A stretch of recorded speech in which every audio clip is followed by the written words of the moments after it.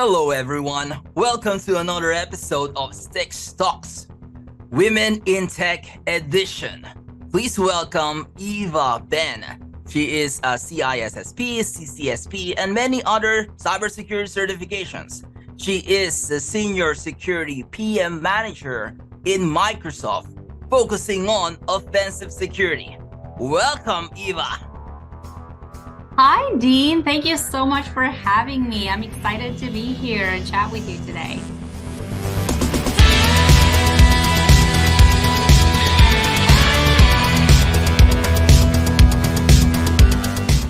All right, very interesting. It's very rare for me to see a woman who is addicted to learning and taking a certification exam. That's very Yeah, rare. I am crazy. I am a little bit crazy. All right. Um, so you're at this level of a cybersecurity professional. Well, we're curious. Are guys maybe feel intimidated by you because you're not just doing cybersecurity, you are into offensive security / ethical hacking, and people will have this aura, this impression that you're really smart. Do you intimidated guys? We're not just talking about girls here, guys. I mean, I sure hope not. I really strive to be a very down-to-earth person that my priority is always to use whatever I have and whatever I have accomplished to inspire others. And I've been told by guys that I serve as a source of inspiration for them in terms of kind of setting the bar and kind of enabling people to believe in themselves a little bit more. You know, it's always easier to accomplish something when you see somebody else doing it and then they show you, okay, like it can be done. So I haven't really experienced any guys being actively intimidated towards me. Not to say that obviously that's not possible, but I sure hope not, because I really strive to be as down to earth as possible. And I'm not perfect either. I am always looking to learn. I am always looking to find new sources of inspiration in people. And quite frankly, a lot of the times these sources of inspiration come from people that are junior, that are just entering the field. They just have that drive and that determination that really is inspiring. And so, yeah. I think I wouldn't call it intimidation. I like to be a source of inspiration for people, and that's what I strive for. All right, interesting. Like in our world, if you see people really thriving hard, really working their ass off, you will get inspired. And it's not really a competition. It's like taking the journey with them, so that all of you will improve, like develop your skills. Yeah, exactly. I think that's the point. The point is that there is enough for all of us. And to me, it's not just about me. I really, as someone coming from, from a very modest upbringing, I always feel like I am obligated to give back to the community. I always feel like I'm obligated to help others get into this field, because we need more diversity in tech, and especially in security. And I think that the untapped potential is women, and especially women from underrepresented minorities. So I do see this as a mission that I have, inspiring people, helping where I can, and just giving back to the community, because people have been there for me. I've been very grateful to have people that have inspired me, that have trigger that passion in me, and I would like to pay it forward in any way I can. All right, very interesting. Okay, so this is like a consistent question. And it's not only to women, this is for, talented people like you, Eva. How long do you think you will stay in offensive security field? And are you planning to move to less dirty work, like maybe management, design, or even teaching?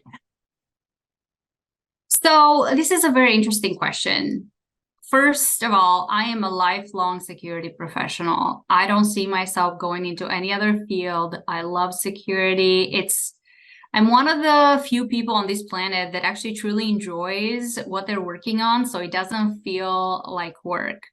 So as in the foreseeable future, I don't see myself moving into a different field. I definitely want to stay within the security industry and will stay. Offensive security has been an area of passion for me from very early on in my career. I actually got my certified ethical hacker very early on, and I was always looking for opportunities to be more hands-on in that area. So it's very close to my heart. For the time being, I want to continue to invest in that space. And in regards to dirty work, I am in management now, but it's just more, I'm definitely more dabbling between individual contributor and management because I am just, I just have a very small team and it does require me to get my hands dirty. I think that I do like to be hands-on. For me, it's going to be very, very difficult to, I guess, to completely have to not get my hands dirty all the time. So I want to continue to invest in my technical skills and stay within this domain, and we'll see what the future holds. I think that my position 5 years from now doesn't exist today with the rise of AI and everything. So it's just a matter of keeping an open mind and always doing kind of pouring your heart into everything. As long as my heart is telling me this is the right thing for me, I'm going to continue to do it. But there's going to be a lot more, I think, diversity in jobs with AI in the picture. So it's going to be very interesting how we are all going to evolve in the coming years. All right. Interesting. So you're planning to stay hands-on work as much as possible. Yeah. Okay. For the time being. For the time. I think that you don't necessarily have to have an executive title to be a leader, and especially a thought leader. So to me, the most important thing is to continue to evolve myself and to continue to invest in myself. And that doesn't necessarily just mean technical skills, but also people skills, right? How do I help others generate the right energy that's right for them, that can help them find and grow their it factor? Everybody has the it factor. And when I hire people and when I have built my current team, be honest with you, one of the things that I've always looked into was not their cybersecurity experience, but whether they have that it factor. And the it factor is the passion for learning, the passion to pour your heart and soul into things. Once you have this, you can do anything. Yeah, and there are a lot of opportunity for everyone. It's not just those who started their career in tech, right? 100%, 100%. That's what I'm saying. I often see people asking the question, they're later on in their careers. They've already established themselves in a certain field, whether that's in a medical field or in teaching or just something completely different. And then they feel demotivated because they feel like they're too old to get into cybersecurity. And what I tell to these people is there is no such a thing as too late, right? The only thing that exists is not starting at all. I can tell you there is a talent shortage in the field. With AI in the picture, the bar and the opportunities for more people outside of tech industry grows. The bar gets lower for entry and the opportunities increase.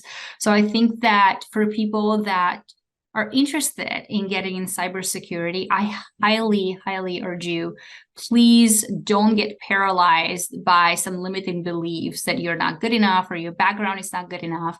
I'm happy to be a resource. If anybody wants to reach out for any kind of guidance, feel free to reach out on LinkedIn, and I'm happy to kind of help guide you if you're not sure where to get started. All right, great. That is so helpful.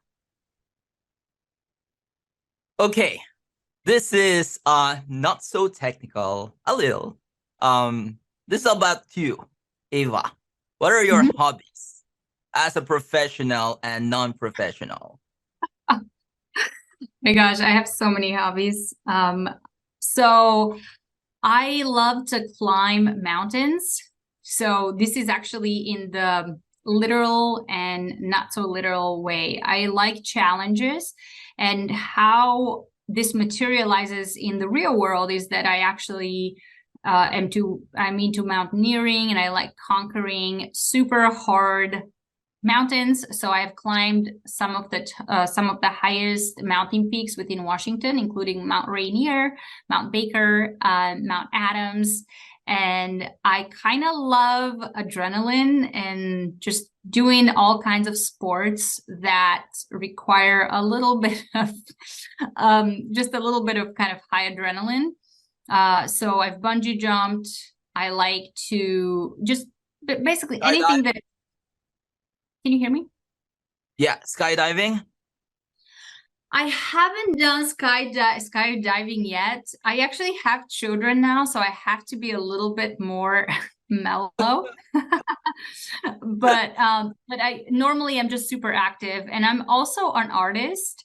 This is not something that many people know, but I actually have a lot of art, and I do paintings, I do charcoal, I do acrylics, and I just love everything that is artistic, anything that has to do with expressing yourself. And that artist side actually materializes in many ways when it comes to security as well, because it helps me creatively message certain things, and that can resonate very well.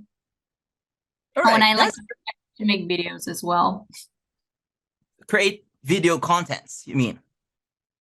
Yeah, I mostly create videos that are related to, this is where the marketing comes and merges with security.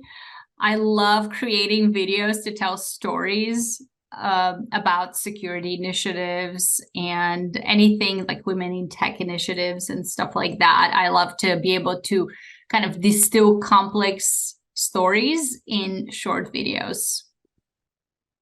That is really interesting. It's very rare for me to meet someone who's into art, who prefers this extreme sports because Yeah. he or she is hungry for adrenaline. And then with all of your creativity, this is a very unique talent, right? Because most people, they have this impression, oh, you're into tech, you're into cybersecurity. Your hobbies is either just tech or you just play video games. That's it. No sports, no life. But you are a bit different. Not a bit, you're so different. Yeah, I definitely have a very diverse set of hobbies. I think one of the things that I was told at a very early age from my school psychiatrist, because I had to see him because I was acting out at school. And I remember he told me, wow, Eva, one day somebody is going to be very lucky to live or work with you, because you can never get bored with you, because you're completely different every day. I love to I have a lot of different interests, and to be honest with you, this is part of who I am. And what I'd like to encourage people is, if you want to do something, if something just makes you happy, just go and do it. What makes us tired is not doing a lot, is not doing enough of what gives us energy. I think this is an undervalued kind of wisdom that we don't hear enough. But what you need to do is just do more of what gives you energy. Right. And this is your creative side comes in. Yeah. And also you get to, when you spend time in the mountains, challenging yourself, some of these situations really feel like life and death when you're climbing really high in the middle of the night. And, there's a lot of dangers and crevasses and falling ice. This really puts things in perspective to you. I do it because it really pushes my mental limits, and it kind of stretches my self-limiting beliefs by thinking, oh my gosh, life is actually, much more than our day-to-day problems. Of course. So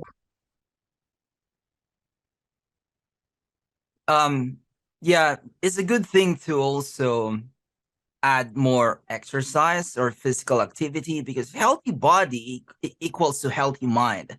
You cannot just work and work, use your mind. Of course, you have to also work your body, right? yeah, 100%.